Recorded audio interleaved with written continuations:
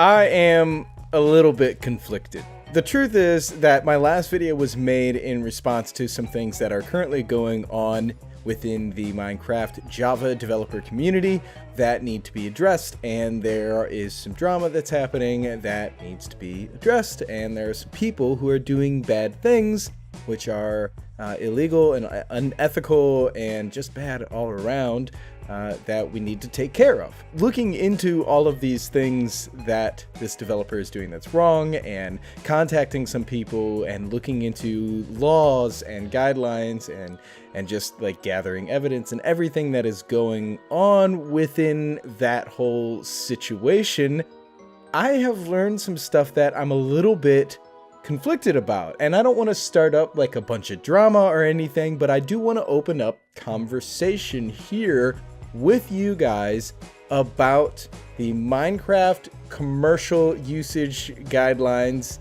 and the EULA and monetization of servers and plugin development. Now, this stuff has been run through probably thousands of times. It is such an old conversation. Back in 2014, 2015, it was a huge big deal.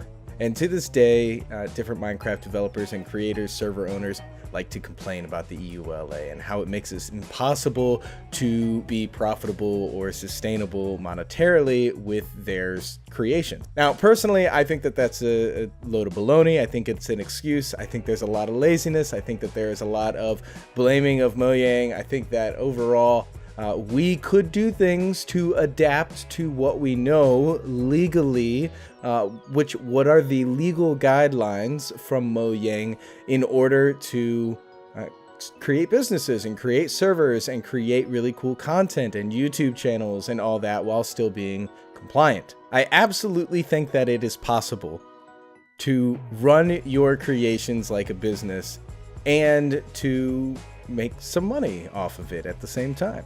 But that said, I've been learning some stuff, and I can't really believe that I've missed this before, because I mean, I've researched this stuff. I've read the commercial usage guidelines and the EULA and all the legal terms of service and agreements with Minecraft and Microsoft and Mojang, and I've read through them and I've broken them down for myself, but somehow this bit of information here totally went over my head and I missed it. And it's actually a pretty big deal in my opinion, and we should think about it and we should talk about it. From my perspective, I feel like Mojang might kind of be turning a blind eye, and I kind of hesitate to make this video at all, just to let them keep turning a blind eye if that's their choice, to plugin developers who are selling their plugins for a licensing fee and saying things like you can't distribute this plugin,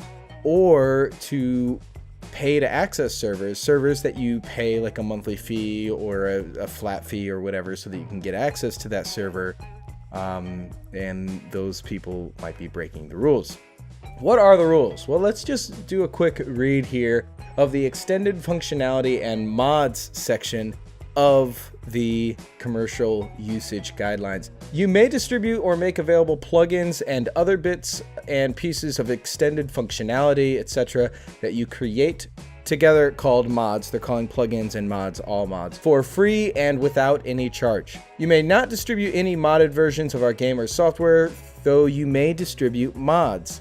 You may make money from mods as described below in the sections server and hosting. All right, so first off, we understand that we can distribute mods with no problem, and we can make money from mods and plugins, but we cannot use them to sell other services or products. All right, that's fine. That makes perfect sense. That, I think, falls in line so far with everything that I have known and everything that we have done as developers. Here's where it gets interesting. In the servers and hosting section, if you comply with and follow the brand and asset usage guidelines and naming guidelines above, you may charge for access to your server, including a server which hosts your mods, but only if you give everyone you charge access to all the mods that you choose to have on your server, except only in respect of genuine admin tools, admin mods, which should be reserved to administrators. So that first note is kind of a big one because it could hit on some YouTubers who have Patreon servers and the like, where it says that if you charge people an amount to access the server, then they must have access to all of the mods that are installed on that server as well. That's a big deal. I know that there are a lot of Patreon servers and other such servers out there that absolutely don't do that. They don't make those plugins available to their users. Also, a lot of plugin developers have these little terms at the bottom of their description pages on their plugin resource pages that says like, you may not distribute this plugin, which that goes directly against this commercial usage guidelines note. Because if the plugin developer says you may not distribute, but then Mojang says you have to distribute, that's kind of a tricky deal right there. Those two things are conflicting. Next, it says that you may ask for donations as opposed to direct charges if you do not offer the individual donor something in exchange that only he or she can use. Now, this also extends to mods. You can't charge a set specific amount to get mods, right? Normally, what we understand is that in order to follow the EULA, you cannot charge your gamers, the people who come onto your server, to get perks that affect the gameplay on your server. But it also does include buying mods which affect gameplay on a server. It says in the follow-up Let's Talk Server Monetization page, does the EULA still apply for access to user-created mods? Yes, it doesn't make a difference who made the mods or how they were implemented onto your server. All mods require Minecraft to run. You are not allowed to charge for Minecraft features which affect gameplay. In addition to that, in the EULA itself, it says any mods you create for the game from scratch belong to you, including pre-run mods and in-memory mods, and you can do whatever you want with them as long as you don't sell them for money / try to make money from them, and so long as you don't distribute modded versions of the game. And this is heavy, actually, because what this means is that plugin developers that are selling their mods, or mod developers that are selling their mods to server owners, are actually breaking the commercial usage guidelines in the EULA, because they are selling gameplay changing effects to those servers, and it is a direct sale. And Mojang, according to this language, considers mods as breaking that EULA. So how can developers be compliant with the laws here and with the agreements here, but still make money? I don't really know. I'm trying to think about it. I'm trying to get in my head and figure it out. There's definitely options for donations. You can ask for donations, but I have free plugins out there and I've never gotten a single donation for those free plugins. And I doubt that it happens very often for other people. So donations really are kind of a tough thing to push out there. There is an interesting bit here about how if you have a server that people can pay to access, then you must give them access to download those plugins as well. Now, the interesting part of this is that a plugin developer could have a server that is premium and they host their plugins on it and they let people pay to access that server, and then they can get those plugins downloaded as well. But they don't have to provide those plugins to be downloaded any other way. They can choose to not distribute it for free outside of that pay to access server. I think overall, I just have a lot of questions because I want to follow the rules. I want to do things the right way, and I want to give you guys proper information and advice on how to operate your projects and your servers and potentially to make money off of them, but to do it in a legal way that's not going to get you in trouble and it's not going to break the EULA at all. I have some ideas right now for how to create a service that distributes plugins and gets money to the developers who do it, but there's like some gray area, and I really need to figure it out. I would love to talk with some people about that and see if we can come up with a solution. And before you get scared and say, well, I can't make any money as a developer, yes, you can be hired to develop plugins for other servers. So if you have the ability to build plugins, custom plugins to other servers, you can absolutely do that. And if those other servers are free to access, then they do not have to distribute the plugins that you build for them.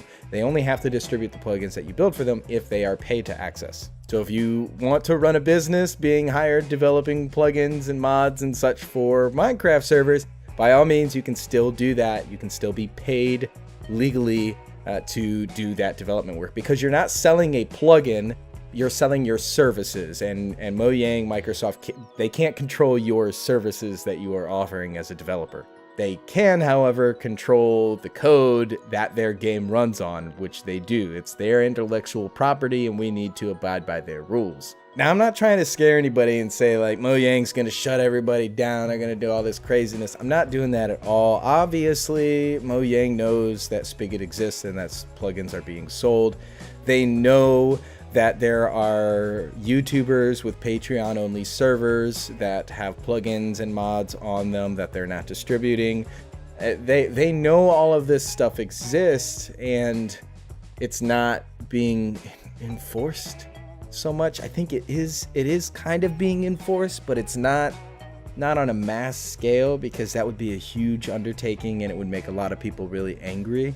So I don't think that you need to like flip some switches right now and turn everything upside down. Now, I'm not a lawyer, I don't know, and I'm not responsible if you get in trouble for anything. If you decide that you want to keep your server exactly as it is and keep following exactly how you're doing, and then Mojang comes at you, that is not on me. I am saying that personally, I am right now looking into how to become compliant with their systems and with their guidelines and their agreement. And I encourage you to think about that as well, and talk to some legal counsel and talk to some people. If you're going to try and run a Minecraft based business, then you need to really think about this stuff. But I also am not trying to scare you. That's not my point here. All right. Think about it, make some decisions, maybe come up with some ideas for how you might be able to become compliant while still financially sustainable. Don't get freaking out and like, oh, Mojang is terrible, Minecraft just died, blah, blah, blah.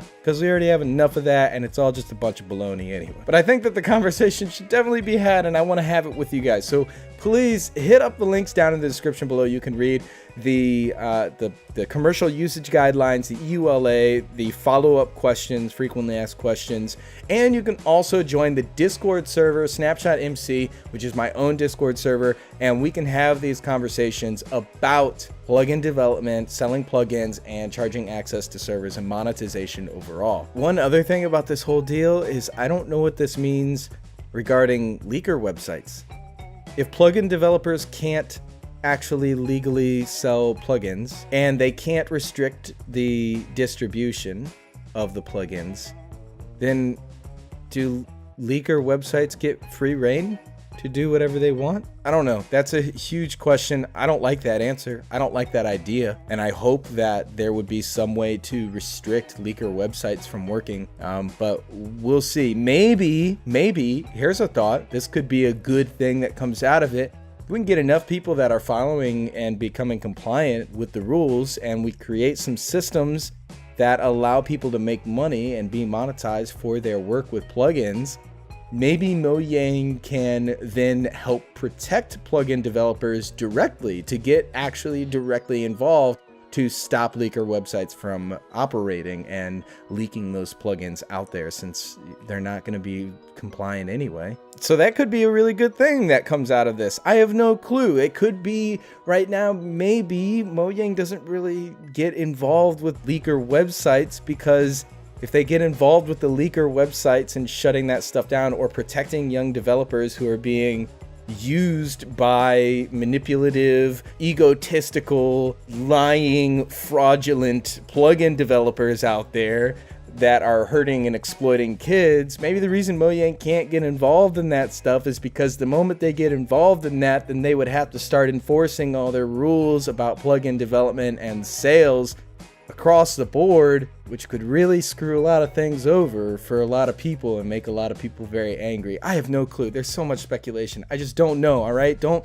ask me any questions. I don't have any answers. Okay, but let's talk about it in Discord. Hit up those links down below, and I look forward to chatting with you all soon. Thanks for being confused with me. Please help me come up with some answers, and if anybody at Mojang would like to talk privately about this, I am not trying to start drama. I am legitimately trying to find answers, and I want to provide solutions to these issues. I want to bridge the gap between Mojang and Java developers. I don't want to cause a division here.